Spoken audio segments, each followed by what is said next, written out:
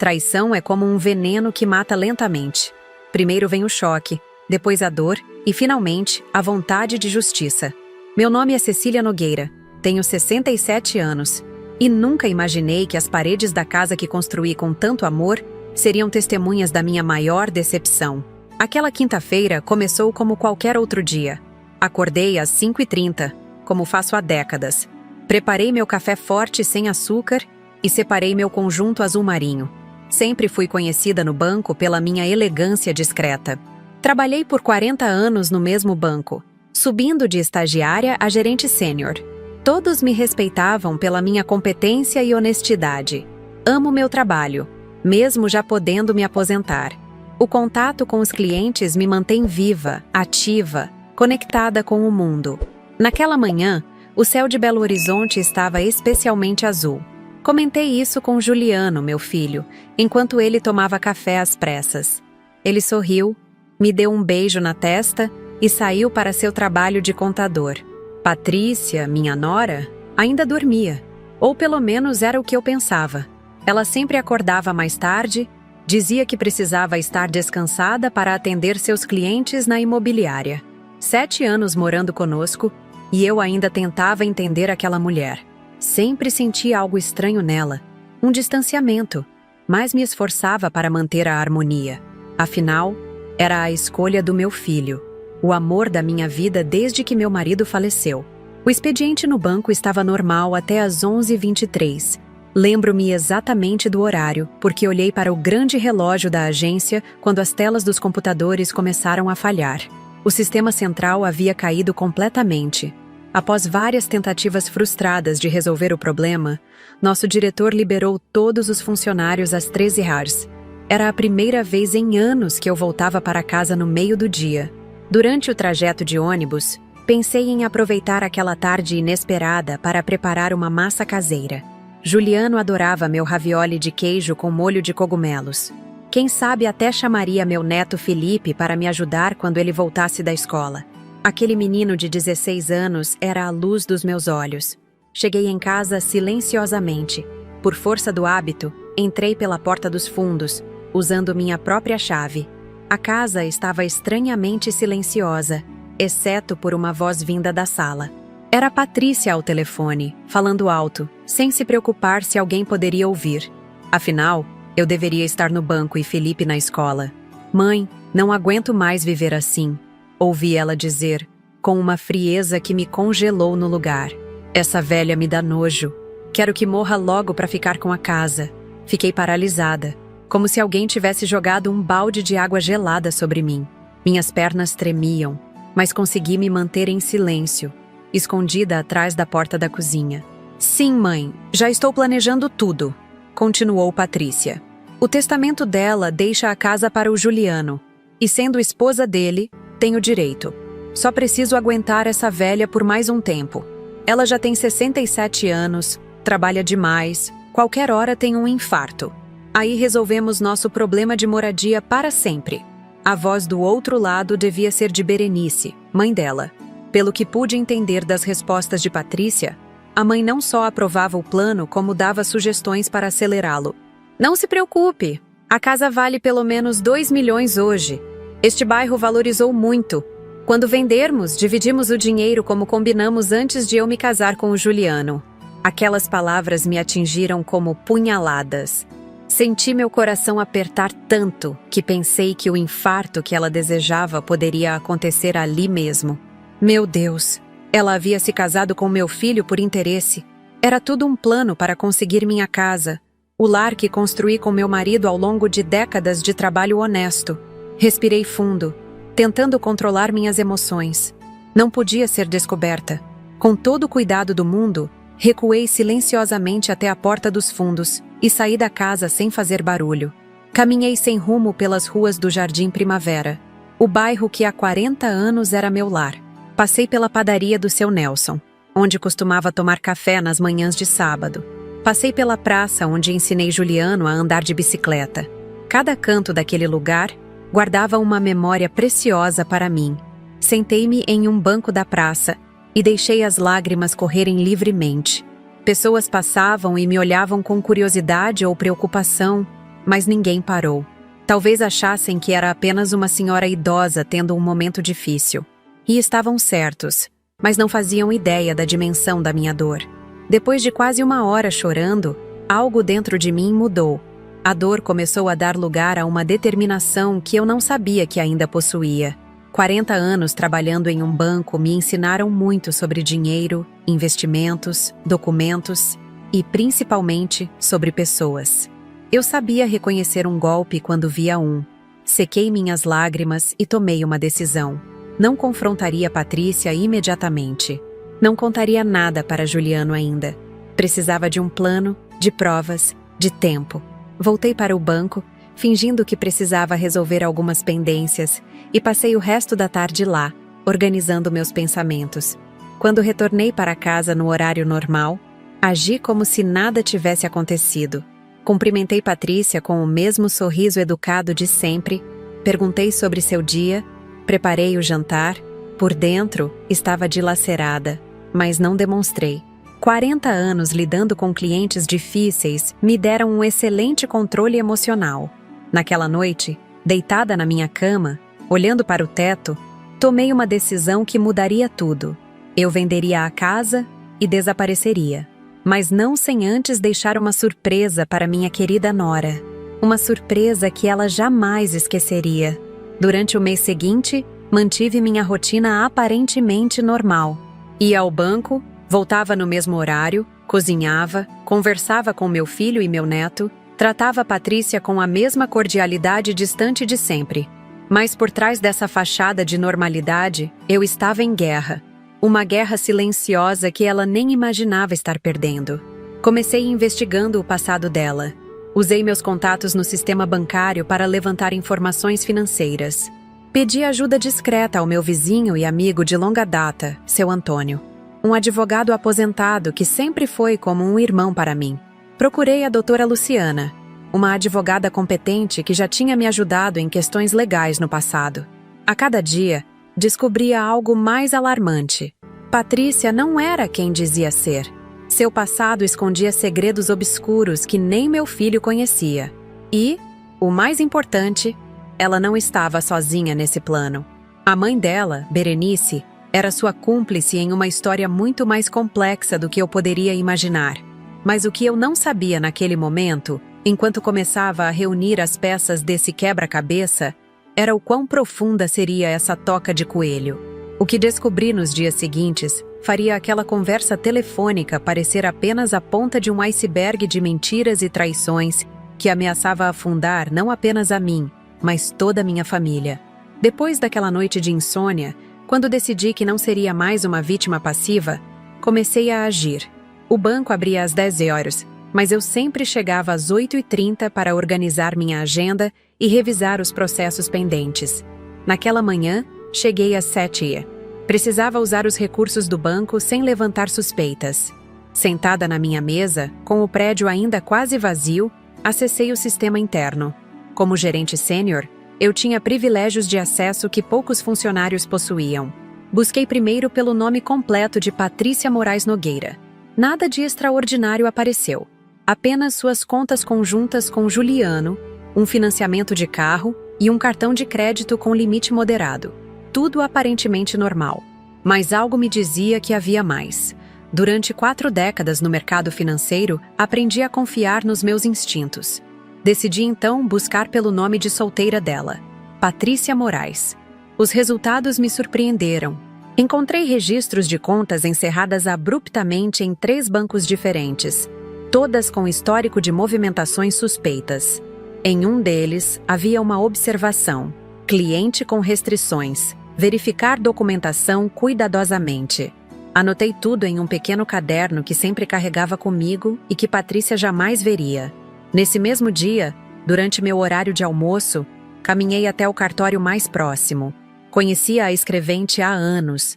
Era uma das minhas clientes no banco. Pedi, como um favor pessoal, que verificasse se havia algum registro de mudança de nome envolvendo Patrícia. Ela hesitou, mas acabou cedendo diante da minha insistência e da nossa amizade de longa data. 2 horas depois, recebi uma mensagem no celular.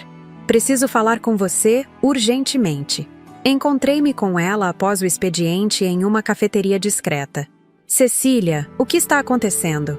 Essa mulher que você está investigando, ela não mudou apenas o sobrenome ao se casar. Ela mudou o nome completo há 8 anos, por decisão judicial. Antes se chamava Amanda Peixoto. Senti um frio na espinha. Por que alguém mudaria completamente de identidade?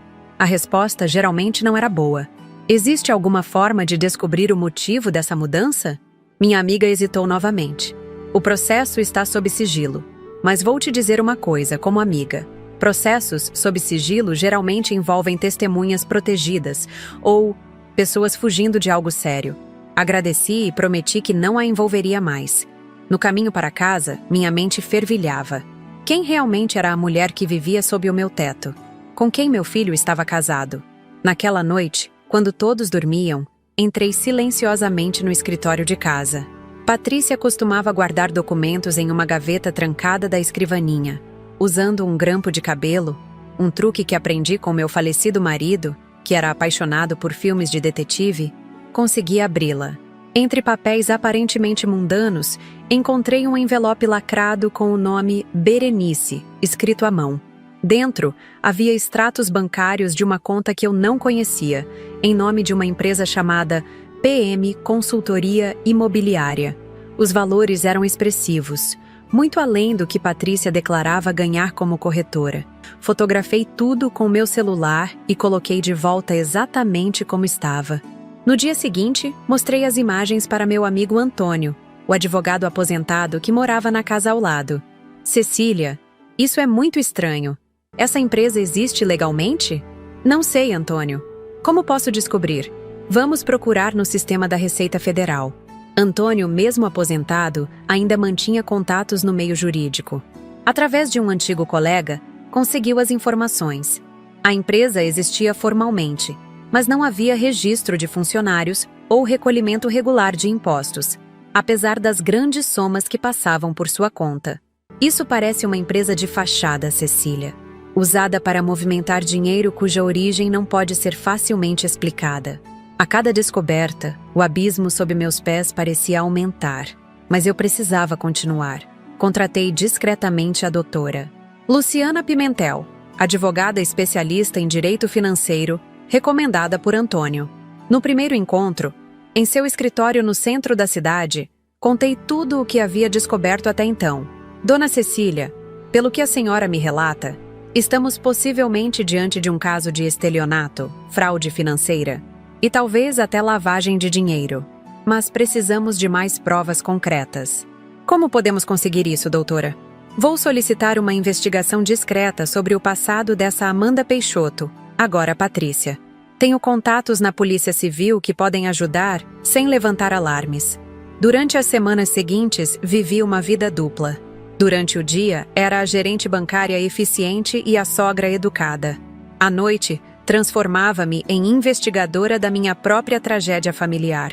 Mantinha encontros secretos com Antônio e doutora Luciana, sempre em lugares onde não seria reconhecida.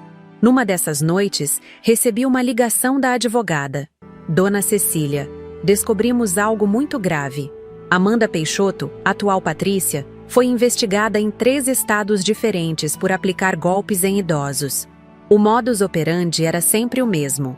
Aproximava-se de pessoas mais velhas com patrimônio, ganhava sua confiança ou da família e depois dava um jeito de acessar seus bens. Ela nunca foi condenada porque as vítimas ou desistiam de prosseguir com as acusações, provavelmente por vergonha, ou porque ela desaparecia antes que o processo avançasse. Meu coração disparou. Eu não era a primeira. Era apenas a mais recente em uma série de vítimas. E tem mais, continuou doutora Luciana. A mãe dela, Berenice, sempre esteve envolvida. Em alguns casos, era ela quem identificava as potenciais vítimas e orientava a filha sobre como proceder. Meu Deus! E meu filho? Ele sabe de algo? Pelo que conseguimos apurar, não. Ele parece ser apenas mais uma peça no tabuleiro delas. Um caminho para chegar até a senhora e seu patrimônio. Aquela revelação foi como um soco no estômago. Meu filho, meu único filho, usado como instrumento em um golpe. Nosso relacionamento, nossa casa, nossa vida familiar, tudo parte de uma farsa elaborada. Nos dias que se seguiram, fiz descobertas ainda mais alarmantes, através de um contato da doutora Luciana no cartório de imóveis. Descobrimos que Patrícia havia tentado, meses antes, adicionar seu nome à escritura da casa, forjando minha assinatura. O processo foi barrado porque o cartório exigia minha presença para tal alteração. Também descobri, checando os extratos bancários de Juliano, que eu ainda ajudava a organizar como boa mãe, que quantias consideráveis desapareciam mensalmente, transferidas para a tal empresa de fachada. Meu filho provavelmente acreditava estar investindo em algum negócio legítimo sugerido pela esposa. O golpe era mais sofisticado e cruel do que eu imaginava inicialmente.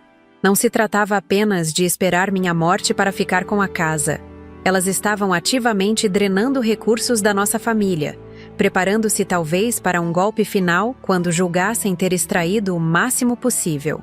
Numa tarde chuvosa de quarta-feira, doutora Luciana me chamou com urgência ao seu escritório. Ao chegar lá, encontrei também Antônio e um homem que não conhecia, que me foi apresentado como investigador particular. Dona Cecília, encontramos isso, disse o investigador, mostrando-me fotos. São de um cofre alugado em nome da PM Consultoria. As imagens mostravam documentos falsificados com minha assinatura. Uma procuração dando plenos poderes a Patrícia. Um testamento revogando qualquer anterior e deixando tudo para meu filho, que, sendo casado em comunhão universal de bens com Patrícia, significava que ela teria direito à metade. E o mais chocante, um atestado médico falso, indicando que eu sofria de demência inicial. Elas estão preparando o terreno, explicou doutora Luciana. Com esses documentos, poderiam facilmente assumir controle de seus bens caso algo acontecesse com a senhora, ou mesmo interditá-la judicialmente, alegando incapacidade. Senti-me enjoada. Até onde iria aquela trama? Será que Patrícia seria capaz de... Não queria nem pensar nessa possibilidade. Precisamos agir rápido, disse Antônio. Já temos provas suficientes para denunciá-la à polícia. Não, respondi firmemente.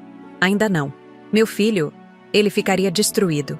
Preciso falar com ele primeiro, mostrar tudo isso a ele. Ele merece saber a verdade antes que isso se torne um escândalo público. Todos concordaram, relutantemente. Marquei de encontrar com Juliano no dia seguinte, em um café longe do trabalho dele e da nossa casa. Passei a noite inteira acordada, ensaiando mentalmente como daria aquela notícia devastadora ao meu único filho. O café escolhido ficava no bairro Savassi, longe dos lugares que frequentávamos normalmente. Cheguei meia hora antes, com uma pasta contendo todas as provas que havíamos reunido. Juliano chegou pontualmente, parecendo preocupado. Mãe, está tudo bem? Seu tom no telefone me deixou alarmado. Respirei fundo. Aquele seria o momento mais difícil da minha vida desde a morte do meu marido. Juliano, filho, preciso que você me escute com atenção e mente aberta. O que vou te contar vai ser muito doloroso, mas é necessário. Comecei mostrando os documentos mais leves, os extratos bancários, as transferências suspeitas e gradualmente apresentei as evidências mais graves. A cada nova revelação, via o rosto do meu filho transformar-se. Primeiro incredulidade, depois confusão, então raiva e, finalmente, uma dor profunda que partiu meu coração. Isso não pode ser verdade, ele disse, a voz trêmula. Patrícia não faria isso. Deve haver algum engano. Filho, eu entendo sua reação. Também não queria acreditar. Mas os fatos estão aqui, documentados. Não são suposições ou paranoia de uma senhora idosa. São provas concretas. Mostrei as fotos dos documentos falsificados, o histórico criminal de Amanda Peixoto, os registros da empresa fantasma. Expliquei sobre a conversa que havia escutado, sobre como descobri que era apenas mais uma vítima em uma série de golpes semelhantes. Juliano levantou-se abruptamente, derrubando a xícara de café. Isso é loucura! Você está inventando tudo isso porque nunca gostou dela. Nunca deu uma chance a ela. Saiu do café batendo a porta, deixando-me sozinha com as provas espalhadas sobre a mesa e lágrimas nos olhos. Eu esperava resistência, Mas a realidade foi ainda mais dolorosa do que havia imaginado. Voltei para casa arrasada, sem saber qual seria o próximo passo. Encontrei Patrícia na sala, assistindo televisão tranquilamente, como se não fosse uma criminosa planejando destruir nossa família. Cumprimentei-a educadamente, como sempre fazia, e tranquei-me no meu quarto, exausta emocional e fisicamente. 2 noites depois, por volta das 11 horas, ouvi batidas suaves na minha porta. Era Juliano. Seus olhos estavam vermelhos e inchados. "Mãe", ele disse com a voz embargada, "você estava certa. Verifiquei tudo por conta própria. Confrontei alguns dos documentos que você me mostrou com originais que encontrei. Até contratei um perito em assinaturas que confirmou as falsificações. Abracei meu filho com toda a força que tinha. Ele chorou em meus braços como não fazia desde criança. "O que vamos fazer agora?" perguntou quando finalmente conseguiu se acalmar. "Vamos dar um fim a isso, filho. Mas não com um confronto direto. Vamos virar o jogo contra elas." Naquela madrugada, sentados na cozinha com xícaras de chá quente, elaboramos o início de um plano.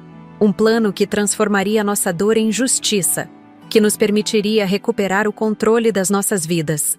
Um plano que daria a Patrícia e sua mãe exatamente o que elas mereciam. Ao amanhecer, quando Patrícia acordou, Juliano e eu agimos normalmente, como se nada tivesse mudado. Mas tudo havia mudado. A caçadora agora se tornaria a caça, e ela nem imaginava o que a aguardava. A primeira luz da manhã entrava pelas frestas da cortina quando Juliano e eu selamos nosso pacto. Agora éramos aliados em uma missão delicada: desmascarar Patrícia e sua mãe sem alertá-las de que sabíamos de seus planos. O desafio maior seria manter as aparências enquanto reuníamos mais provas. "Precisamos de ajuda especializada", sussurrei para meu filho enquanto preparávamos café, atentos a qualquer sinal de que Patrícia poderia estar acordando. "Sozinhos, podemos cometer erros." Juliano concordou, e naquela mesma manhã, rumei ao escritório de Antônio, meu vizinho e amigo advogado. Bati em sua porta às 7h30, sabendo que ele era madrugador como eu. "Cecília, o que aconteceu? Pelo seu rosto, parece coisa séria", exclamou ele ainda de hobby, mas completamente desperto. Entrei rapidamente, verificando se ninguém me vira. Nunca se sabe quem pode estar observando e relatando a Patrícia. "Antônio, Juliano agora sabe de tudo. Ele verificou as provas por conta própria e acredita em mim. Precisamos de sua ajuda para o próximo passo." Meu amigo sorriu, oferecendo-me um café enquanto se sentava à minha frente. "Fico aliviado em saber que seu filho está ao seu lado agora. O que pretendem fazer? É aí que precisamos de sua experiência. Quero fazer mais do que simplesmente expulsar Patrícia da nossa vida. Quero justiça. Quero que ela e a mãe paguem por todos os golpes que aplicaram, não apenas em mim, mas em todas as vítimas anteriores." Antônio ficou pensativo, tamborilando os dedos na mesa de centro. "Temos que ser cautelosos. Elas são espertas e têm experiência em escapar da justiça. Sugiro intensificarmos a investigação sobre o passado delas.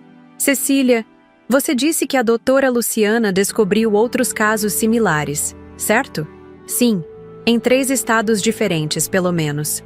Vamos procurar essas vítimas. Se conseguirmos que algumas delas testemunhem, fortaleceremos enormemente o caso." Aquela sugestão abriu um novo caminho. Durante as 2 semanas seguintes, enquanto mantinha minha rotina aparentemente normal, trabalhando no banco, cozinhando para a família, conversando educadamente com Patrícia, trabalhei secretamente com Antônio e doutora Luciana nessa nova frente investigativa. A advogada usou seus contatos para localizar as vítimas anteriores. Das 7 que identificamos, 5 ainda estavam vivas. A primeira que conseguimos contatar foi Clara Mendes, uma senhora de 78 anos que vivia em Juiz de Fora, Minas Gerais. Para não levantar suspeitas, inventei uma viagem de trabalho de um dia. Na verdade, doutora Luciana e eu pegamos um ônibus bem cedo para Juiz de Fora. Encontramos Dona Clara em sua pequena casa no centro histórico da cidade. Quando me apresentei e mencionei o nome de Amanda Peixoto, agora Patrícia, seu rosto envelhecido empalideceu. "Aquela mulher", disse Dona Clara com voz trêmula. "Ela quase destruiu minha vida." Em seu pequeno sofá florido, com um álbum de fotografias no colo, Clara narrou sua história. Amanda, usando o nome Roberta na época, havia se aproximado de seu filho único, um viúvo de 50 anos. Após um namoro relâmpago, casaram-se. Em menos de um ano, o filho de Clara sofreu um acidente doméstico suspeito, ficando temporariamente incapacitado. Foi quando Roberta assumiu o controle das finanças da família e convenceu Clara a transferir a casa para o nome do casal, alegando questões de herança e impostos. Ela era tão convincente, tão atenciosa comigo, contou Clara, lágrimas nos olhos. Chamava-me de mãe, dizia que eu seria sempre sua prioridade. Depois que conseguiu a transferência da casa, em apenas 3 meses, vendeu tudo e desapareceu com o dinheiro. Meu filho ficou devastado, sem lar e sem economias. Abrimos processo, mas ela nunca foi encontrada. Até agora. Gravamos o depoimento de Clara com sua autorização. Ela nos mostrou fotos de Roberta, que mesmo com cabelo diferente e alguns quilos a menos, era inconfundivelmente Patrícia. Nossa próxima parada foi em São Paulo, onde encontramos seu Geraldo Brandão, um ex-empresário de 82 anos. Sua história seguia um padrão semelhante. Patrícia, usando o nome Cristina, havia se aproximado de sua neta, tornando-se sua melhor amiga. Usando essa proximidade, ganhou acesso às contas bancárias do idoso, desviando quase 700 mil antes de desaparecer. Minha neta ficou tão arrasada que se mudou para o exterior de vergonha, contou ele, sentado em seu apartamento modesto, muito diferente da mansão que possuíra antes do golpe. Ela se culpa até hoje por ter trazido aquela víbora para nossas vidas. Cada história que ouvíamos confirmava o padrão. Patrícia identificava pessoas idosas com patrimônio significativo, aproximava-se através de algum familiar, ganhava a confiança de todos e, no momento certo, atacava. Em alguns casos, como o de Clara, havia a participação de uma tia ou madrinha, que agora sabíamos ser Berenice, sua mãe. O terceiro caso que investigamos pessoalmente foi o mais perturbador. Em Vitória, Espírito Santo, conhecemos a família Almeida.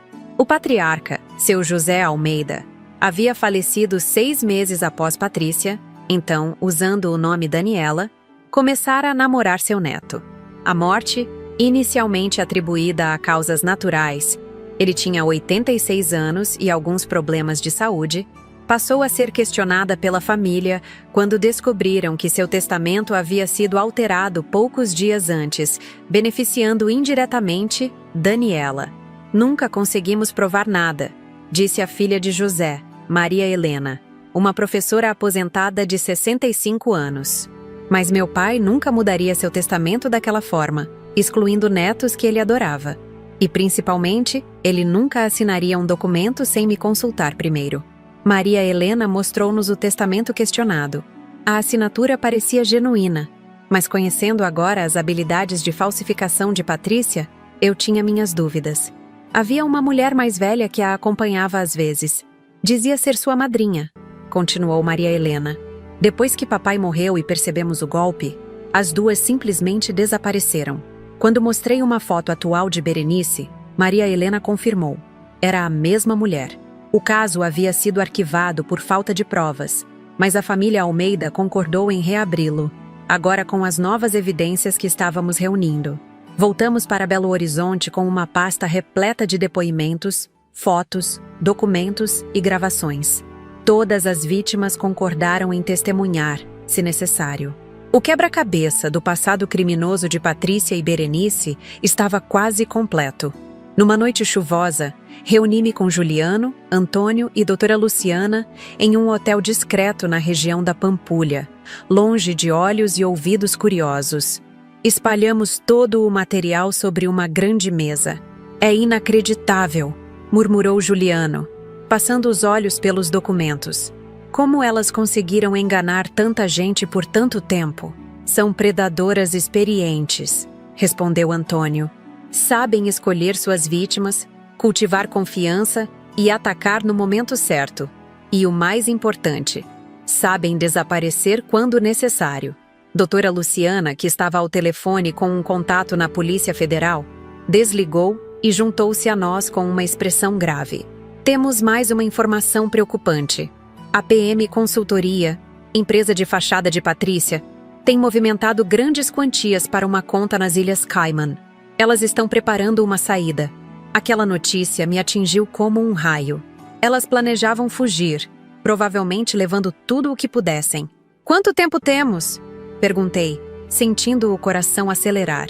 Difícil precisar, mas pelo padrão das transferências, diria que semanas, não meses. Juliano bateu na mesa, frustrado. Precisamos agir agora. Vamos à polícia com tudo isso. Calma, pedi, segurando sua mão. Se fizermos isso, elas podem ser alertadas e desaparecer antes que a justiça as alcance. Precisamos ser mais espertos. Foi naquele momento que o plano completo começou a tomar forma em minha mente.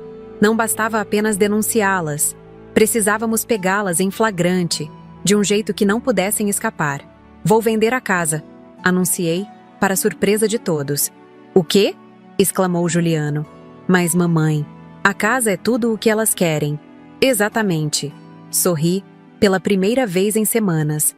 Vou vender a casa secretamente, mas Patrícia e Berenice só descobrirão quando for tarde demais.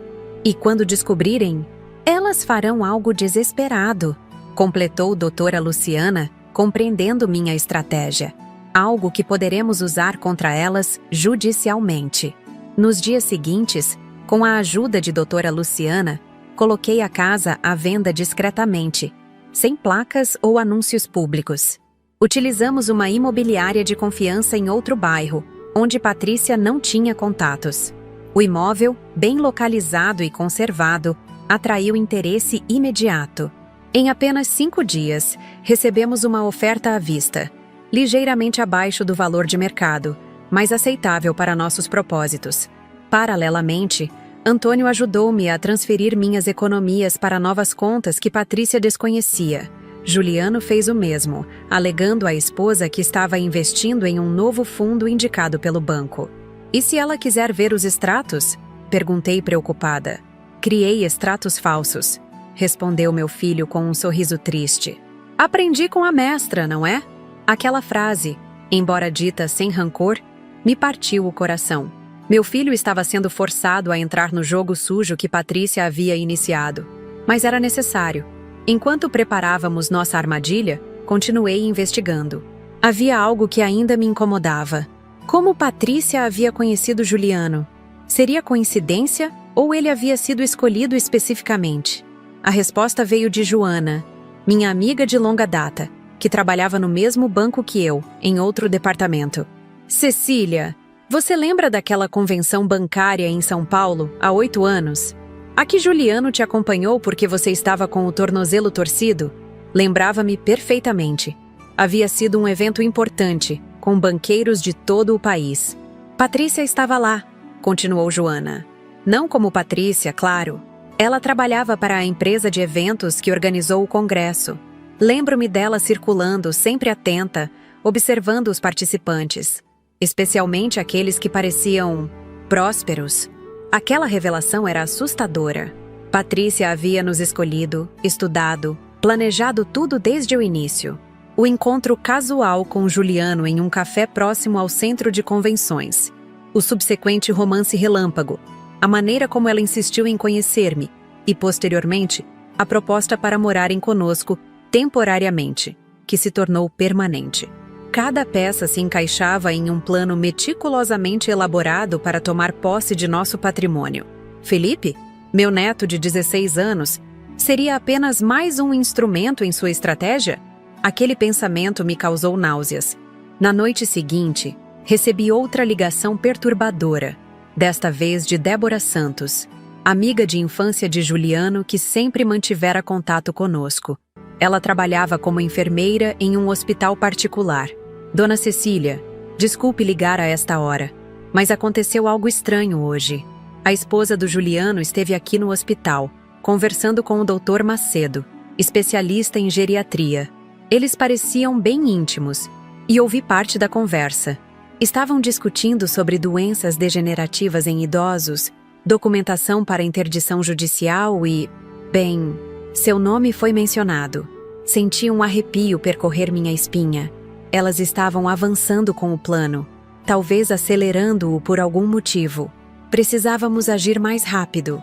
Marquei uma reunião urgente com nossa equipe no escritório de doutora Luciana. Desta vez, incluímos Nelson Bueno, dono da padaria do bairro e meu amigo há décadas, que conhecia todos os policiais da região. Também convidamos Débora, que poderia nos ajudar com a parte médica da armadilha. Elas estão planejando me interditar judicialmente, expliquei. Provavelmente usando laudos médicos falsos ou obtidos através de manipulação. Precisamos antecipar nossa ação. Nelson, que havia permanecido calado até então, finalmente falou. Tenho um sobrinho na Polícia Civil, investigador da Divisão de Crimes Financeiros. Podemos confiar nele integralmente. Com tudo o que vocês já reuniram, mais o que estão planejando, ele pode montar uma operação oficial, mais discreta. Foi o impulso final que precisávamos. Naquela mesma noite, conhecemos Carlos Bueno, sobrinho de Nelson, em uma sala reservada nos fundos da padaria. Após ouvir toda a história e examinar as provas, ele ficou visivelmente impressionado. Senhora Nogueira, em 15 anos de polícia, raramente vi um caso tão bem documentado por uma vítima. A senhora faria uma excelente investigadora. Apesar da situação, não pude evitar um sorriso. Com 67 anos, eu estava recebendo elogios por habilidades que nem sabia que possuía. Vamos adaptar o plano da senhora, continuou o investigador. A venda da casa já está em andamento, certo? Ótimo. Quando a transação estiver concluída, deixaremos vazar a informação para Patrícia. Como a senhora previu, ela provavelmente agirá de forma desesperada, tentando reverter a venda ou acessar o dinheiro. Nesse momento, estaremos prontos para flagrá-la. A parte mais difícil foi elaborar a estratégia para proteger Felipe, meu neto. Ele não sabia de nada, e temia-se que Patrícia pudesse usá-lo de alguma forma quando se sentisse encurralada. Vou conversar com ele, ofereceu-se Juliano. Ele é inteligente, vai entender. Não, interrompi firmemente. Felipe é apenas um adolescente. Não podemos envolvê-lo diretamente nisso. Seria traumático demais. Após muita discussão, decidimos que, no dia da operação, Débora convidaria Felipe para um programa especial na universidade, onde ela dava aulas ocasionalmente. Um workshop para jovens interessados em medicina, algo que sabíamos que o atrairia. Assim, ele estaria seguro e longe quando tudo acontecesse. Os dias seguintes foram de preparação intensa. A venda da casa foi finalizada, com o dinheiro depositado em uma conta que só eu acessava. Removemos discretamente objetos de valor sentimental, alegando doações ou reparos. Carlos montou uma equipe de policiais que monitoravam disfarçadamente nossa residência e os movimentos de Patrícia e Berenice. Uma semana depois, tudo estava pronto. A armadilha estava montada.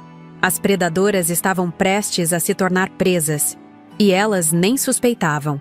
Olhando para as fotos das vítimas anteriores de Patrícia e Berenice, senti uma mistura de tristeza e determinação. Aquelas pessoas haviam perdido tanto: dinheiro, dignidade, confiança. Algumas, como o Sr. Almeida, possivelmente até a vida. Eu seria a última vítima delas. Não por fraqueza, mas porque eu seria aquela que as deteria. Estamos prontos, disse Carlos na nossa última reunião preparatória. Amanhã colocaremos o plano em ação. Naquela noite, deitada em minha cama na casa que em breve não seria mais minha, refleti sobre a jornada que havia percorrido desde aquela tarde fatídica em que ouvi as palavras cruéis de Patrícia. De vítima potencial, eu havia me transformado na arquiteta de sua queda. Não por vingança, embora ela existisse, mas por justiça. Para mim, para Juliano, para Felipe e para todas as outras vítimas que não puderam ou não souberam se defender. Amanhã seria o dia em que Patrícia e Berenice descobririam que haviam escolhido a vítima errada. O amanhecer chegou com uma luz dourada que iluminava meu quarto através das cortinas de renda. Seria um dia decisivo. Levantei-me mais cedo que o habitual, embora mal tivesse dormido. Enquanto preparava o café da manhã, ouvi os passos familiares de Juliano descendo as escadas. "Dormiu bem?" perguntei, servindo-lhe uma xícara de café forte. "Quase nada", confessou ele, com olheiras profundas. Fico pensando em como chegamos a este ponto.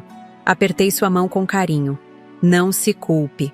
Fomos enganados por profissionais. Felipe desceu logo depois, ainda sonolento, o uniforme escolar ligeiramente amarrotado. Meu coração apertou ao pensar no que aquele dia representaria para seu futuro. Enquanto ele devorava suas torradas com geleia, Patrícia apareceu, impecavelmente vestida como sempre, o sorriso falso estampado no rosto. "Bom dia, família", disse ela, beijando a testa de Felipe e os lábios de Juliano. Para mim, apenas um aceno educado, como de costume. Observei-a servir-se de café, agindo normalmente, sem ideia do que estava por vir. Patrícia mencionou que sairia para mostrar alguns imóveis a clientes e depois encontraria sua mãe para almoçar. Perfeito. Seguia exatamente o cronograma que previmos. Assim que ela e Felipe saíram, Juliano e eu trocamos olhares tensos. "É hoje", sussurrei, embora estivéssemos sozinhos. Precisávamos agir rapidamente. O primeiro passo era deixar acidentalmente à vista os documentos da venda da casa. Coloquei a pasta sobre a mesa da sala, parcialmente aberta, com o contrato de venda visível. Em seguida, Juliano telefonou para Patrícia, seguindo o roteiro que havíamos ensaiado. "Amor, esqueci de avisar que a mamãe e eu vamos visitar aquele terreno em Saquarema hoje. Lembra que comentei sobre talvez construirmos algo lá futuramente? Voltamos amanhã." A mentira era necessária para dar a Patrícia a sensação de que teria a casa só para ela, o que a encorajaria a agir sem cautela. Enquanto isso, Carlos e sua equipe já estavam posicionados em pontos estratégicos do bairro. Débora havia confirmado que buscaria Felipe na escola para o tal workshop na universidade. Saímos de casa com apenas uma pequena mala cada para manter as aparências. Um carro policial disfarçado nos aguardava a 2 quadras dali. Em vez de seguir para Saquarema, fomos para um hotel no centro da cidade, de onde monitoraríamos toda a operação. No quarto do hotel, Carlos instalou um sistema que nos permitia acompanhar em tempo real as imagens das microcâmeras ocultas instaladas em nossa casa. Também poderíamos ouvir qualquer conversa através de dispositivos de áudio estrategicamente posicionados. "Agora esperamos", disse o investigador, ajustando o último monitor. A espera foi angustiante. Durante horas, nada aconteceu. A casa permaneceu vazia e silenciosa. Comecei a temer que nosso plano tivesse falhas que não previmos. E se ela não voltar hoje? E se perceber que é uma armadilha? Questionei, andando nervosamente pelo quarto. "Ela voltará", garantiu Juliano, tentando soar mais confiante do que realmente estava. "Conheço sua rotina. Às quartas-feiras, ela sempre volta para casa por volta das 16 horas para fazer suas ligações de trabalho. Às 16h07, como previsto, ouvimos o som da chave na fechadura. Patrícia entrou, largou a bolsa no sofá e foi direto para a cozinha.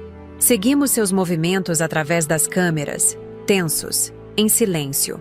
Ela preparou um chá, checou o celular algumas vezes e então, como se seguisse um roteiro invisível, caminhou até a sala. Foi quando notou a pasta sobre a mesa. Observamos sua expressão mudar à medida que folheava os documentos. Primeiro curiosidade, depois confusão e finalmente uma fúria que deformou suas feições bonitas. Não pode ser", murmurou ela, lendo e relendo o contrato de venda. Imediatamente pegou o telefone e discou um número, certamente para Berenice. Aumentamos o volume para não perder nenhuma palavra. "Mãe, você não vai acreditar. A velha vendeu a casa. Sim, vendeu. Estou olhando o contrato agora mesmo. Está tudo assinado. O dinheiro já foi transferido.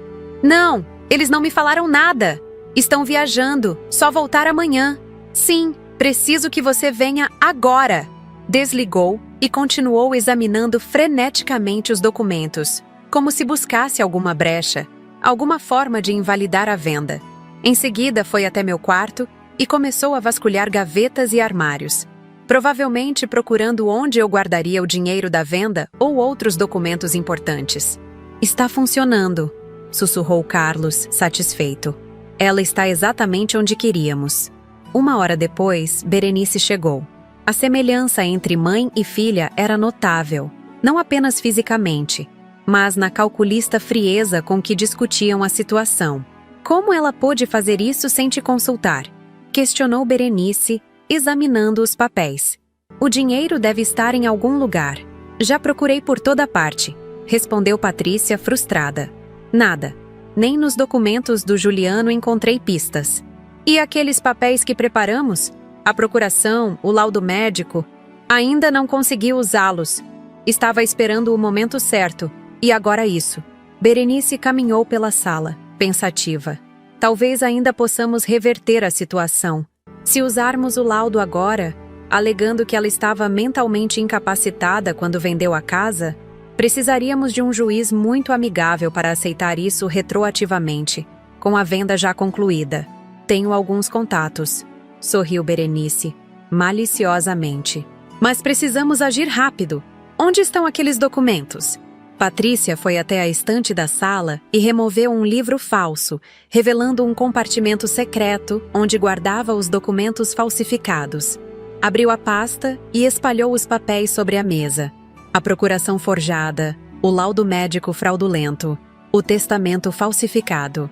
É o momento perfeito para o mandado, sussurrou Carlos, já falando ao telefone com sua equipe. Temos confissão gravada e provas materiais à vista. Mas em menos de 10 minutos ouvimos as sirenes se aproximando. No monitor, vimos o pânico nos rostos de Patrícia e Berenice. O que é isso? Perguntou Berenice correndo para a janela. Polícia! Exclamou Patrícia tentando recolher rapidamente os documentos incriminadores. Tarde demais. A porta da frente foi aberta com um mandado judicial. 6 policiais entraram, liderados por um delegado que apresentou o mandado de busca e apreensão. Patrícia Moraes Nogueira e Berenice Moraes? Vocês estão detidas para investigação por falsificação de documentos, tentativa de estelionato e associação criminosa. Assistimos, com uma mistura de alívio e tristeza, as duas serem algemadas e levadas para fora, enquanto outros policiais recolhiam cuidadosamente as provas. Conseguimos, murmurei, lágrimas nos olhos. Não acabou, lembrou Carlos. Agora vamos para a delegacia. Precisamos de seus depoimentos formais. Na delegacia, encontramos Patrícia e Berenice sentadas separadamente, cada uma acompanhada por um advogado designado pelo Estado. Quando me viram entrar com Juliano, a expressão de Patrícia transformou-se em puro ódio. Você! Gritou ela, tentando levantar-se, sendo contida pelo policial. Você armou tudo isso! Não, Patrícia! Respondi calmamente. Você armou, eu apenas virei o jogo. As horas seguintes foram exaustivas. Prestamos depoimentos detalhados. Apresentamos todas as provas que havíamos coletado, os testemunhos das vítimas anteriores, os documentos falsificados encontrados na casa, as gravações de áudio e vídeo daquela tarde, os registros das transferências financeiras suspeitas. Com tudo isso, mais o que encontramos na casa, temos um caso sólido, garantiu o delegado responsável. Elas não escaparão dessa vez. Já passava da meia-noite quando finalmente fomos liberados. Juliano e eu voltamos para o hotel, ambos emocionalmente drenados. Sentamos no pequeno sofá do quarto, em silêncio, por longos minutos. E agora, mãe? Perguntou ele finalmente. Para onde vamos? A pergunta pairou no ar, pesada de significados. Nossa casa não era mais nossa. Nossa família estava despedaçada. Precisávamos reconstruir tudo do zero. Lembra daquele terreno em Saquarema que mencionei ao telefone? Não era apenas uma desculpa, revelei. Realmente o comprei, com parte do dinheiro da venda da casa. Sempre sonhei em ter um lugar perto do mar. Os olhos de Juliano brilharam com um vislumbre de esperança pela primeira vez em semanas. Poderíamos construir algo lá, recomeçar. Sim, concordei. Uma pousada, talvez. Sempre gostei de receber pessoas, de cuidar dos outros. Seria um bom projeto para minha aposentadoria, que agora está realmente próxima. E o Felipe? A pergunta que mais me angustiava. Como meu neto reagiria a tudo isso? Como explicaríamos que sua mãe era uma criminosa, que havia se casado com seu pai apenas como parte de um golpe? Vamos buscar ajuda profissional para essa conversa, sugeri. Um psicólogo que possa nos orientar sobre a melhor forma de contar a verdade sem traumatizá-lo. Naquela noite dormimos pouco. Na manhã seguinte, reunimos-nos com Débora, que havia passado a noite com Felipe em sua casa, conforme combinado. O adolescente estava confuso e preocupado, sentindo que algo grave havia acontecido, mas ainda sem saber o que. Seguindo a orientação de um psicólogo indicado por Carlos, contamos a verdade a Felipe de forma gradual, em um ambiente seguro, com Débora presente como apoio emocional. Primeiro, explicamos que sua mãe havia feito coisas erradas e estava detida para responder por isso. Aos poucos, conforme ele processava cada informação, revelamos mais detalhes. A reação inicial de Felipe foi de choque e negação, como esperávamos. Depois veio a raiva, contra nós, por não termos contado antes, contra a mãe, pela traição, contra si mesmo, por não ter percebido nada. Finalmente, chegou o luto, a perda da mãe que acreditava ter, da família que pensava ser real. Nas semanas seguintes, enquanto o caso judicial contra Patrícia e Berenice se desenvolvia, concentramo-nos na recuperação emocional de Felipe. Ele começou terapia 3 vezes por semana e gradualmente foi aceitando a nova realidade. Paralelamente, avançamos com nosso projeto em Saquarema. Contratamos um arquiteto para desenhar uma pousada aconchegante, com 10 quartos, um espaço comum amplo e arejado, e acesso direto à praia. O projeto incluía um apartamento privativo para nós 3, Juliano, Felipe e eu. Enquanto a construção avançava, hospedamo-nos temporariamente na pousada Brisa do Mar, próxima ao nosso terreno. Foi um período de transição, de adaptação a uma nova vida, longe de Belo Horizonte e das memórias dolorosas que a cidade agora carregava. Felipe transferiu-se para uma escola local e, surpreendentemente, adaptou-se bem. O ambiente praiano, mais relaxado, parecia beneficiá-lo. Fez novos amigos rapidamente e desenvolveu interesse por surf e fotografia submarina. Juliano encontrou trabalho em um escritório de contabilidade na cidade vizinha, onde podia usar sua experiência bancária. Embora ganhasse menos que antes, o custo de vida também era menor, e a qualidade de vida incomparavelmente melhor. Quanto a mim, finalmente me aposentei do banco, após 43 anos de serviço. Recebi uma homenagem emocionante dos colegas, que viajaram de Belo Horizonte especialmente para a ocasião. Foi um encerramento digno para uma carreira que sempre me orgulhei de ter. O processo judicial contra Patrícia e Berenice avançava firmemente. Com a quantidade de provas reunidas, mais os depoimentos das vítimas anteriores que conseguimos localizar, o caso era considerado praticamente irrefutável. As duas permaneciam detidas preventivamente, consideradas risco de fuga devido às transferências internacionais descobertas. 6 meses após aquela tarde fatídica em que ouvi as palavras cruéis de Patrícia, nossa pousada estava quase pronta. Chamava-se Recomeço, um nome que refletia perfeitamente nossa jornada. Em uma tarde ensolarada, sentada na varanda parcialmente construída, observando o mar de Itaúna em toda sua beleza selvagem, refleti sobre o caminho que nos trouxera até ali. A traição havia sido devastadora, mas também nos forçara a reconstruir nossas vidas de uma forma que talvez nunca tivéssemos considerado. "No que está pensando?", perguntou Juliano, sentando-se ao meu lado com 2 xícaras de café. "Em como às vezes precisamos perder algo valioso para encontrar algo inestimável", respondi, aceitando o café. Nunca imaginei viver à beira-mar, gerenciar uma pousada, começar de novo aos 67 anos. E, no entanto, aqui estamos. Juliano sorriu, observando Felipe que fotografava o pôr do sol na praia. "Ele está se recuperando bem, não é?" "Sim, crianças são resilientes, mais que nós, adultos, às vezes." "E você, mãe?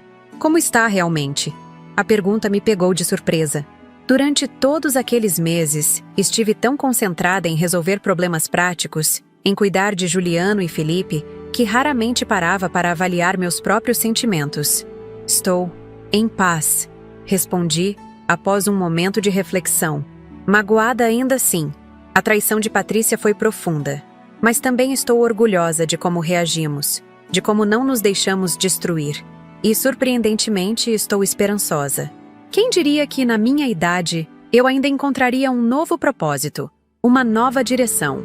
Naquela noite, deitada em minha nova cama, ouvindo o som das ondas pela janela aberta, pensei em todas as outras vítimas de Patrícia e Berenice. Graças à nossa ação, elas finalmente teriam justiça. Clara recuperaria parte do valor de sua casa perdida. A família Almeida poderia contestar o testamento fraudulento. Seu Geraldo talvez não recuperasse todo o dinheiro desviado, mas teria a satisfação de ver as culpadas punidas. Uma semana antes da inauguração oficial da pousada Recomeço, recebemos a notícia que tanto esperávamos. Patrícia e Berenice haviam sido condenadas. A sentença era pesada: 15 anos para Patrícia e 12 para Berenice, considerando a idade mais avançada desta última. Além da prisão, foram condenadas a ressarcir todas as vítimas identificadas, na medida do possível. No dia da inauguração da pousada, convidamos todos que nos ajudaram naquela jornada difícil: Antônio, doutora Luciana, Carlos, Débora, Nelson e até mesmo algumas das vítimas anteriores que havíamos conhecidos durante as investigações. Foi uma celebração não apenas de um novo negócio, mas de uma vitória coletiva contra o mal, contra aqueles que exploram a confiança e o amor dos outros. Quando cortei a fita simbólica na entrada da pousada, com Felipe e Juliano ao meu lado, senti uma emoção que não experimentava há muito tempo: felicidade genuína. Não a felicidade ingênua de quem desconhece as dores do mundo, mas a felicidade madura de quem enfrentou o pior e emergiu mais forte, mais sábia. A nova fase de nossas vidas, brindou Juliano, erguendo uma taça de champanhe. Ao recomeço, respondi, olhando para o mar que agora era nosso companheiro constante. Felipe, que raramente demonstrava emoções desde a prisão da mãe, surpreendeu-nos ao juntar-se ao brinde com um sorriso sincero. A nossa família, a verdadeira, disse ele, tocando sua taça de suco nas nossas. Aquelas palavras foram a confirmação de que, apesar de tudo que havíamos perdido, o que realmente importava permanecia intacto: nosso amor uns pelos outros, nossa capacidade de reconstruir, nossa força para seguir em frente. A casa em Belo Horizonte já não era mais nossa, mas tínhamos encontrado um novo lar, não apenas um lugar físico, mas um estado de espírito, uma nova maneira de ver a vida e enfrentar seus desafios. 1 ano se passou desde que inauguramos a pousada Recomeço. As feridas emocionais ainda estavam lá, como cicatrizes que nunca desapareceriam completamente, mas aprendemos a conviver com elas. Nossa vida em Saquarema estabeleceu um ritmo próprio, ditado pelas marés, pelo vai e vem dos turistas e pela rotina tranquila de uma cidade litorânea. Naquela manhã ensolarada de agosto, recebi uma carta que reabriu memórias que eu tentava manter adormecidas. O remetente era o Tribunal de Justiça de Minas Gerais. Sentei-me na varanda da pousada, de frente para o mar, e abri o envelope com dedos trêmulos. Prezada senhora Cecília Nogueira, informamos que a ré Patrícia Moraes Nogueira solicitou revisão de sua sentença e haverá uma nova audiência marcada para o dia 25 de setembro. Deixei a carta cair no colo, sentindo aquela familiar sensação de peso no estômago. Quando achávamos que o caso estava encerrado, que poderíamos seguir em frente sem olhar para trás, lá estava Patrícia, encontrando uma brecha para tentar reduzir sua pena. Juliano encontrou-me ainda sentada, olhando fixamente para o horizonte, a carta amassada em minhas mãos. "O que houve, mãe?" perguntou, sentando-se ao meu lado. Entreguei-lhe a carta sem dizer nada. Vi sua expressão endurecer enquanto lia. "Não acredito", murmurou ele. "Depois de tudo, ela ainda tenta escapar.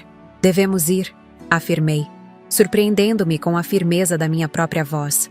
"Precisamos estar lá, olhar nos olhos dela e mostrar que não temos medo, que nunca mais teremos." Na semana seguinte, começamos os preparativos para a viagem. Felipe ficaria em Saquarema, cuidando da pousada com a ajuda de Nelson, que havia se mudado para a cidade 6 meses após nós, abrindo uma pequena padaria que fornecia pães e doces para a nossa pousada. A relação entre nós dois havia evoluído para algo mais que amizade. Aos 62 anos, Nelson era um homem gentil e trabalhador, que conhecia a dor da traição. Sua ex-esposa o abandonara 20 anos antes, levando suas economias. Entendíamos a dor um do outro sem precisar explicá-la. "Tem certeza que quer fazer isso?" perguntou ele na noite anterior à nossa partida. "Reviver tudo de novo." "Tenho", respondi, apertando sua mão. "Se não encararmos isso agora, aquela mulher sempre terá poder sobre nós, mesmo de trás das grades." Nelson assentiu, compreendendo. Ele sabia, como poucos, o custo emocional de deixar feridas não cicatrizadas. Na manhã da viagem, Felipe surpreendeu-nos.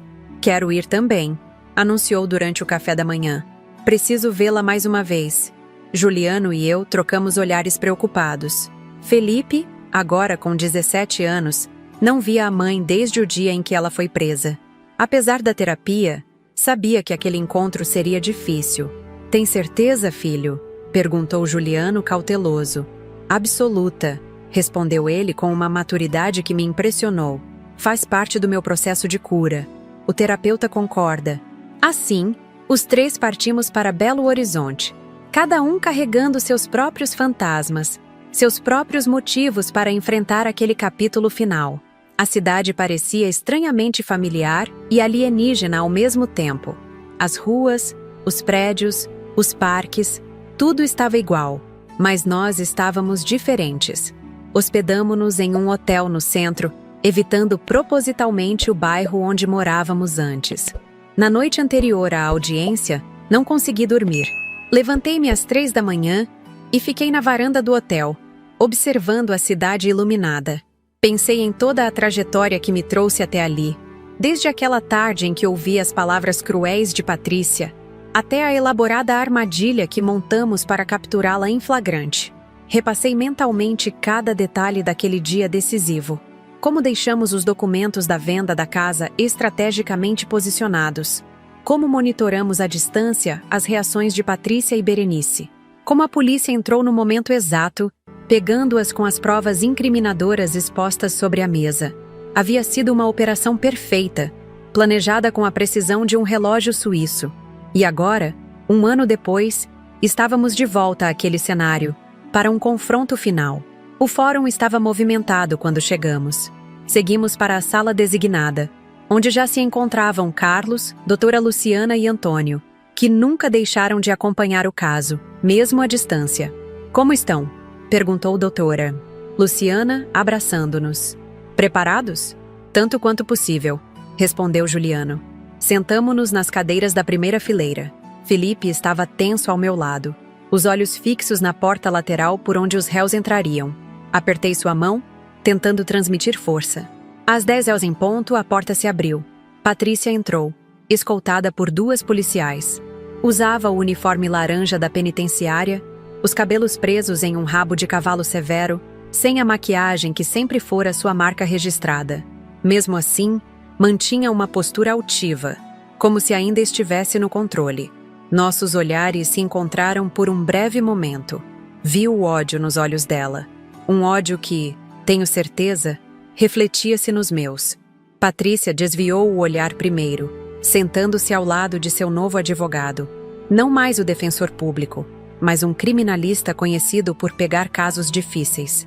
Berenice entrou em seguida, parecendo muito mais abatida que a filha. 1 ano na prisão havia cobrado seu preço. Os cabelos, antes tingidos de castanho, exibiam raízes brancas crescidas. O rosto, outrora preenchido com procedimentos estéticos, mostrava rugas profundas de preocupação. A juíza entrou e todos se levantaram. Era uma mulher de meia idade, com expressão severa e olhos atentos. Após os procedimentos iniciais, o advogado de Patrícia levantou-se para apresentar sua argumentação. "Meritíssima! Minha cliente foi vítima de uma armadilha deliberadamente montada para incriminá-la", começou ele com voz forte e convincente. Os documentos apresentados como prova foram plantados na residência pela própria senhora Cecília Nogueira, com o objetivo de forçar minha cliente a uma situação comprometedora. Senti o sangue ferver nas veias. Como ele ousava inverter a história? Como podia transformar a predadora em vítima? Além disso, continuou o advogado.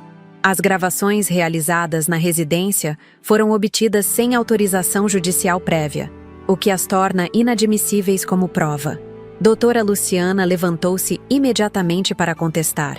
Meritíssima, isso é absolutamente falso. Temos aqui a autorização judicial para a instalação dos equipamentos de monitoramento, assinada pelo juiz de primeira instância antes da operação. A juíza examinou os documentos apresentados pela defesa e pela acusação, enquanto o clima na sala ficava cada vez mais tenso. Prossiga, doutor, disse ela finalmente ao advogado de Patrícia. Minha cliente admite que documentos questionáveis foram encontrados em sua posse, mas alega que foram plantados ali pela senhora Nogueira, como parte de uma vingança pessoal motivada por ciúmes da relação entre minha cliente e seu filho. Aquela afirmação era tão absurda que quase ri. Ciúmes? De uma criminosa que planejava me roubar e possivelmente me matar? Foi quando Patrícia pediu para falar. A juíza, após consultar brevemente os advogados, concedeu-lhe a palavra. Meritíssima, começou ela, com voz embargada e olhos marejados. Uma atuação digna de um Oscar. Eu amava meu marido profundamente. Ainda amo. Tudo o que queria era construir uma família feliz. Mas minha sogra sempre me viu como uma ameaça. Sempre tentou nos separar. Olhei para Juliano, que apertava os punhos com tanta força que os nós dos dedos estavam brancos. Aqueles documentos, eu nunca os vi antes daquele dia. Nunca pretendi prejudicar Dona Cecília. Quando ouvi as sirenes, entrei em pânico, sim. Qualquer pessoa entraria. Mas não porque era culpada, e sim porque sabia que estava sendo armado contra mim. Felipe levantou-se abruptamente. Todos os olhares se voltaram para ele. Posso falar, meritíssima? Pediu ele, com voz firme apesar da juventude. A juíza pareceu surpresa, mas após um momento de consideração, assentiu. Seu nome completo e relação com o caso, por favor, solicitou ela. Felipe Nogueira, filho de Juliano Nogueira e... Hesitou brevemente. Patrícia Moraes Nogueira. Patrícia empalideceu visivelmente. Era a primeira vez que via o filho desde sua prisão. Meritíssima, continuou Felipe. Tenho 17 anos e durante muito tempo acreditei que tinha uma família normal e feliz. Descobrir a verdade foi a coisa mais difícil que já enfrentei. Passei meses em terapia tentando entender como minha própria mãe poderia ter planejado algo tão terrível. A sala estava em absoluto silêncio. Nem mesmo o advogado de Patrícia ousou interromper. Eu não estava presente no dia da prisão, mas conheço minha avó Cecília melhor que ninguém nesta sala. Ela jamais inventaria uma história dessas, jamais falsificaria provas. E, acima de tudo, jamais me exporia a um trauma dessa magnitude se não fosse absolutamente necessário. Felipe virou-se diretamente para Patrícia, encarando-a pela primeira vez. Durante um ano inteiro, esperei por algum sinal seu. Uma carta, uma mensagem, qualquer coisa que mostrasse arrependimento, que indicasse que pelo menos uma parte do que vivi com você foi real. Nada veio. E agora você está aqui, continuando a mentir, continuando a manipular, sem qualquer consideração pelo dano que causou. Lágrimas escorriam pelo rosto de Felipe, mas sua voz permanecia firme. Meritíssima, peço que mantenha a sentença original, não por vingança, mas por justiça, não apenas para minha família, mas para todas as outras vítimas que não tiveram a chance de ver suas predadoras enfrentarem as consequências de seus atos. Felipe voltou a sentar-se, trêmulo pela descarga de adrenalina. Abracei-o com força, orgulhosa de sua coragem, de sua integridade. A juíza parecia profundamente impressionada com o depoimento. Após alguns momentos de reflexão, dirigiu-se a Patrícia. A senhora gostaria de responder ao depoimento de seu filho? Pela primeira vez desde que a conheci, Patrícia parecia genuinamente abalada. Seu rosto havia perdido toda a cor. Seus olhos estavam arregalados, fixos em Felipe. Começou ela, mas as palavras pareciam ter fugido. Eu não... Seu advogado aproximou-se, sussurrando algo em seu ouvido. Ela balançou a cabeça negativamente e, para surpresa de todos, dispensou qualquer resposta adicional. A audiência prosseguiu com os depoimentos técnicos dos policiais envolvidos na operação, incluindo Carlos, que detalhou meticulosamente cada passo da investigação, cada autorização obtida, cada prova recolhida. Doutora. Luciana apresentou os documentos que comprovavam os crimes anteriores de Patrícia e Berenice, incluindo os depoimentos das vítimas que havíamos encontrado. Após 4 horas de argumentações, a juíza anunciou que se retiraria para deliberar e retornaria com sua decisão em 1 hora. Saímos para almoçar em um restaurante próximo, mas nenhum de nós conseguiu comer muito. A tensão era palpável. Felipe permanecia quieto, processando o confronto com a mãe. Juliano alternava entre orgulho do filho e preocupação com o desfecho do caso. Vocês foram extraordinários, elogiou Carlos. Especialmente você, Felipe. Seu depoimento foi mais poderoso que qualquer evidência técnica. Obrigado, respondeu o rapaz com um leve sorriso. Eu precisava fazer isso. Por mim mesmo, mais que por qualquer outra coisa. Quando retornamos ao tribunal, a sala já estava cheia novamente. Patrícia e Berenice foram trazidas de volta, ambas parecendo tensas. A juíza entrou e todos se levantaram. Após analisar cuidadosamente todos os argumentos e evidências apresentados, começou ela. Este tribunal decide manter integralmente a sentença original para ambas as rés. As alegações da defesa de que as provas foram plantadas ou obtidas ilegalmente são completamente infundadas. Pelo contrário, a investigação foi conduzida com extremo rigor e respeito às normas legais. Senti uma onda de alívio percorrer meu corpo. Ao meu lado, Juliano e Felipe entrelaçaram as mãos, em um gesto silencioso de vitória compartilhada. Além disso, continuou a juíza, considerando novas evidências apresentadas pela acusação sobre outros crimes similares cometidos pelas rés, este tribunal determina que seja aberta uma nova investigação para apurar possível envolvimento no falecimento suspeito do Sr. José Almeida, em Vitória, Espírito Santo. Aquela era uma surpresa inesperada. A possibilidade de que Patrícia e Berenice fossem responsáveis não apenas por golpes financeiros, mas também por um homicídio, era aterradora. A sessão está encerrada, concluiu a juíza, batendo o martelo. Patrícia foi retirada da sala sem olhar para trás. Berenice, no entanto, virou-se brevemente em nossa direção. Em seus olhos, vi não ódio, mas uma espécie de reconhecimento derrotado. Ela sabia que havia perdido, definitivamente. Ao sairmos do tribunal, sob o sol forte de Belo Horizonte, senti como se um peso enorme tivesse sido removido dos meus ombros. Não era apenas o alívio da sentença mantida, mas algo mais profundo, um senso de encerramento, de justiça cumprida. E agora? Perguntou Juliano, enquanto caminhávamos em direção ao hotel. Agora voltamos para casa, respondi, para nossa verdadeira casa. Naquela noite, tive o primeiro sono tranquilo em muito tempo, sem pesadelos, sem acordar sobressaltada imaginando Patrícia tramando contra mim, sem a sensação constante de ameaça que havia me acompanhado por tanto tempo. Retornamos a Saquarema no dia seguinte. A visão da pousada Recomeço, com sua fachada azul e branca de frente para o mar, nunca me pareceu tão reconfortante. Nelson nos esperava na varanda, ansioso por notícias. Acabou? Disse eu, abraçando-o. Finalmente acabou. Nas semanas seguintes, a vida retomou seu ritmo normal, ou melhor, seu novo normal. A pousada prosperava, com reservas para todos os fins de semana dos próximos 3 meses. Felipe preparava-se para os exames de admissão da faculdade, decidido a estudar direito, uma escolha influenciada pela experiência que vivemos.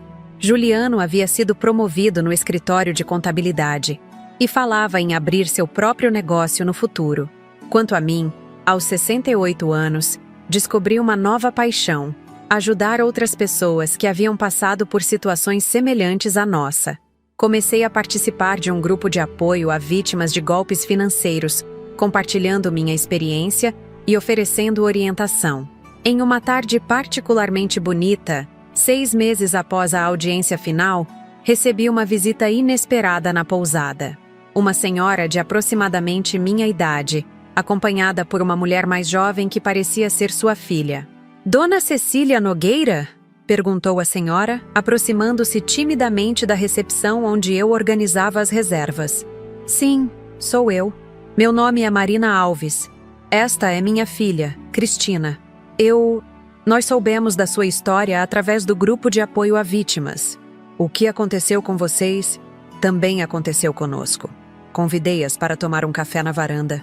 Enquanto as ondas quebravam suavemente na praia à nossa frente, Marina contou como havia perdido quase tudo para um golpista que se aproximou através de um aplicativo de relacionamentos.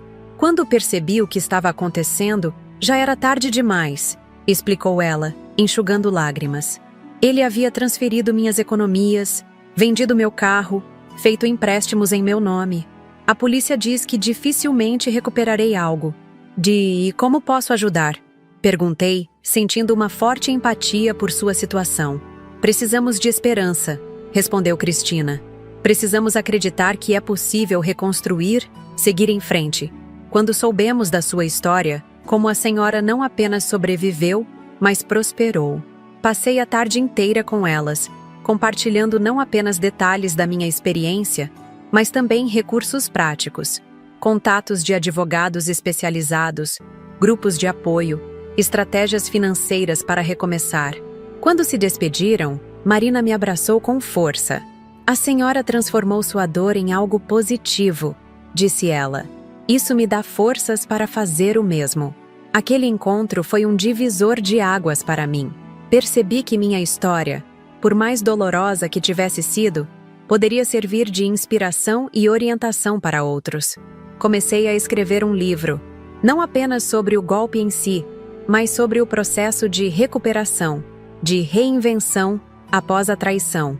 Em uma noite estrelada, sentada na areia com Nelson ao meu lado, compartilhei esse novo projeto. Acho maravilhoso, disse ele, segurando minha mão. Você sempre foi uma guerreira, Cecília. Agora está ajudando outros a encontrarem sua própria força. Olhando para o oceano infinito à nossa frente, refleti sobre a jornada extraordinária que havia percorrido. De uma gerente bancária tradicional em Belo Horizonte a uma empresária à beira-mar em Saquarema. De vítima a sobrevivente. De sobrevivente à inspiração. Sabe o que mais me impressiona? Comentei. Como aquelas palavras terríveis que ouvi naquela tarde. Essa velha me dá nojo. Quero que morra logo para ficar com a casa. Acabaram sendo o catalisador para uma vida completamente nova e, ironicamente, muito melhor. Nelson sorriu, apertando minha mão. É assim que funciona, não é? Às vezes, as piores experiências nos levam aos melhores lugares. Naquele momento, com o som das ondas como trilha sonora, entendi que a verdadeira vingança contra Patrícia não foi sua prisão, mas minha felicidade. Ela queria me destruir, mas acabou me libertando. De uma vida previsível, de uma casa que era apenas paredes e teto, de limitações que eu mesma havia imposto sem perceber. Aos 68 anos, descobri que nunca é tarde para recomeçar. Nunca é tarde para transformar uma armadilha em uma oportunidade, uma traição em um novo caminho, uma quase tragédia em um triunfo. A casa em Belo Horizonte ficou no passado. A surpresa que deixei para Patrícia, a armadilha perfeita que a levou à prisão, foi apenas o começo da minha verdadeira vitória. A vida plena e significativa que construí das cinzas do que ela tentou destruir. Minha história começou com palavras cruéis ouvidas por acaso e terminou com uma vida completamente transformada. Quando escutei minha nora Patrícia dizer: "Essa velha me dá nojo, quero que morra logo para ficar com a casa", jamais poderia imaginar a jornada que aquele momento desencadearia. Uma jornada de dor, descobertas, coragem e, finalmente, renascimento. Aos 67 anos, eu era uma gerente bancária respeitada, acreditando que minha vida seguiria um caminho previsível até a aposentadoria. Moraria na mesma casa de sempre, conviveria com meu filho, nora e neto, e gradualmente me afastaria do trabalho para uma velhice tranquila. O destino, porém, tinha outros planos. Aquela conversa telefônica revelou a verdadeira face de Patrícia. Não uma nora amorosa, mas uma criminosa calculista que, junto com sua mãe Berenice, havia planejado meticulosamente um golpe contra mim e minha família. Não éramos as primeiras vítimas delas, como descobri durante minhas investigações, mas estávamos determinados a ser as últimas. Com a ajuda de pessoas extraordinárias, meu vizinho Antônio, a advogada doutora Luciana, o investigador Carlos, meu amigo Nelson e tantos outros, montamos uma armadilha perfeita. Vendi secretamente a casa que Patrícia tanto cobiçava e deixei provas estratégicas para que ela e a mãe revelassem suas verdadeiras intenções. Quando a polícia as pegou em flagrante, com documentos falsificados espalhados sobre a mesa, a sensação foi de alívio e justiça. O caminho após a prisão delas não foi fácil. Tivemos que reconstruir nossas vidas do zero. Mudamo-nos para Saquarema, uma cidade litorânea onde ninguém nos conhecia. Construímos a pousada Recomeço, um nome que refletia perfeitamente nossa jornada. Meu filho Juliano encontrou um novo propósito profissional. Meu neto Felipe, após o trauma inicial de descobrir a verdade sobre a mãe, direcionou sua dor para uma escolha de carreira em direito, determinado a ajudar outros que passassem por situações semelhantes. Quanto a mim, transformei minha experiência em algo maior que eu mesma. Comecei a ajudar outras vítimas de golpes financeiros, compartilhando minha história, oferecendo orientação, mostrando que é possível reconstruir-se após a traição. Até mesmo encontrei um novo amor com Nelson, provando que o coração nunca é velho demais para recomeçar. O confronto final com Patrícia no tribunal, 1 ano após sua prisão, foi o encerramento que precisávamos. Vê-la tentar mais uma vez manipular a todos, inventando mentiras sobre mim, foi doloroso. Mas o depoimento corajoso do meu neto Felipe, enfrentando a mãe que o havia traído, foi um momento de pura verdade em meio a tantas falsidades. A juíza manteve a sentença, encerrando definitivamente aquele capítulo das nossas vidas. O que aprendi nessa jornada? Que nunca devemos subestimar nossa própria força. Que a idade é apenas um número quando se trata de coragem e resiliência. Que família não é definida por laços de sangue ou documentos legais, mas por amor genuíno e apoio incondicional. E talvez o mais importante, que nossas piores experiências podem nos levar aos melhores lugares, se permitirmos. Hoje, aos 68 anos, tenho uma vida que jamais imaginei para mim. Acordo todas as manhãs com o som do mar. Gerencio uma pousada próspera. Tenho um companheiro amoroso ao meu lado e o respeito e carinho do meu filho e neto. Mais que isso, tenho um propósito que transcende minha própria história: ajudar outros a encontrarem luz após a escuridão da traição. A casa em Belo Horizonte, que Patrícia tanto desejava, é apenas uma lembrança distante agora. O verdadeiro lar não são paredes e teto, mas as pessoas que amamos e que nos amam verdadeiramente. A verdadeira riqueza não está em bens materiais, mas na capacidade de reinventar-se, de transformar dor em propósito, traição em triunfo. Se você está assistindo a este vídeo e se identificou com qualquer parte da minha história, saiba que você não está sozinho. Talvez você também tenha sido traído por alguém em quem confiava. Talvez esteja enfrentando um recomeço forçado, em qualquer idade. Talvez esteja questionando sua própria força para superar um obstáculo que parece intransponível. Acredite em mim quando digo: você é mais forte do que imagina. Você pode reconstruir, você pode recomeçar, você pode transformar sua história. É por isso que compartilho minha experiência aqui no canal Vovó Lembrou, porque acredito no poder das histórias reais para inspirar, para curar, para conectar. Cada relato que compartilhamos aqui é uma mão estendida a alguém que pode estar passando por algo semelhante. Uma voz que diz: você não está sozinho nessa jornada. Se esta história tocou você de alguma forma, peço que deixe seu comentário abaixo. O que você faria no meu lugar? Já enfrentou uma traição semelhante? Como superou? Seus comentários não são apenas palavras para mim, são conexões, são provas de que nossa comunidade está crescendo, de que nossas histórias estão alcançando quem precisa ouvi-las. Também peço que se inscreva no canal Vovó Lembrou, se ainda não o fez. A cada semana, trazemos novas histórias reais de superação, coragem e recomeços. Histórias que podem parecer inacreditáveis, mas que aconteceram com pessoas reais como eu e você. Ao se inscrever, você garante que não perderá nenhum desses relatos que podem inspirar, emocionar e, quem sabe, ajudar em sua própria jornada. O like no vídeo também é extremamente importante para nós. Ele ajuda mais pessoas a encontrarem nossas histórias, ampliando nosso alcance e, consequentemente, o impacto positivo que podemos ter. Um simples clique pode fazer toda a diferença. E se você realmente valoriza o trabalho que fazemos aqui, compartilhando histórias que muitas vezes são difíceis de contar, mas necessárias de ouvir, considere nos ajudar através do Valeu Demais. Essa forma de doação nos permite cobrir os custos de produção e trazer mais vídeos diariamente. Com sua contribuição, por menor que seja, podemos continuar buscando histórias extraordinárias por todo o Brasil, gravando-as com a qualidade que vocês merecem e mantendo este espaço de compartilhamento e cura. Fazer estes vídeos exige tempo, dedicação e recursos. Cada história como a minha representa dias de preparação, gravação e edição.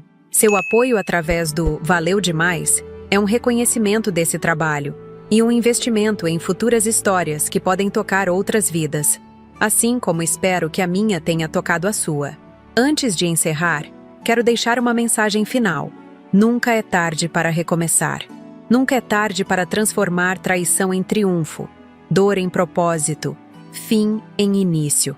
Minha história não terminou quando Patrícia revelou suas verdadeiras intenções, nem quando a casa foi vendida, nem mesmo quando ela foi presa. Minha história continua sendo escrita todos os dias, em cada hóspede que recebo na pousada, em cada pessoa que ajudo com meu relato, em cada momento de felicidade que construo com minha verdadeira família. E a sua história, qual será?